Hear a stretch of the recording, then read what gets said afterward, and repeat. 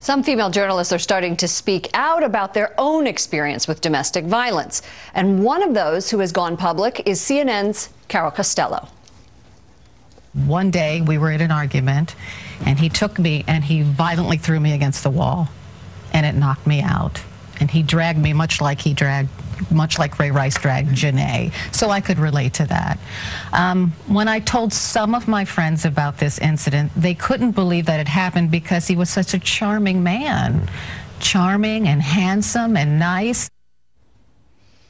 You know, kudos to Carol for speaking out about this. She has a platform at the network, and she's able to use that for good. And I think this was a heroic thing for her to do. I'm not usually a fan of journalists personalizing things after a big celebrity incident, like after Robin Williams' suicide. A number of journalists came out and said they had been depressed. But in this instance, I think it was a good thing. I think it's helping to educate the public and showcasing that this can happen to anybody. So let's give it a score. I'm giving that a 9.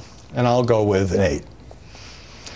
You know, Howie, I think that what she did was very brave. It's hard to talk about, isn't it? It is very hard to talk about. You know, it happened to me 25 years ago. A boyfriend hit me in the face, and I promptly left him. And I've never spoken about it until right now because I didn't want to be perceived as a victim, as someone who had something done to her that she couldn't control. But you're talking about it now. Well, I'm talking about it now because I think it is very important to have an open and honest discussion about domestic violence and the women it happens to, even the women who don't report it, and especially, you know, when there's not a salacious video. Right. Well, of course, that's a distinction with a lot of these athletes. If there's no video, it doesn't become as big a story. I'm glad that we're talking openly about it, and it's hard. I'm glad people like you are speaking up.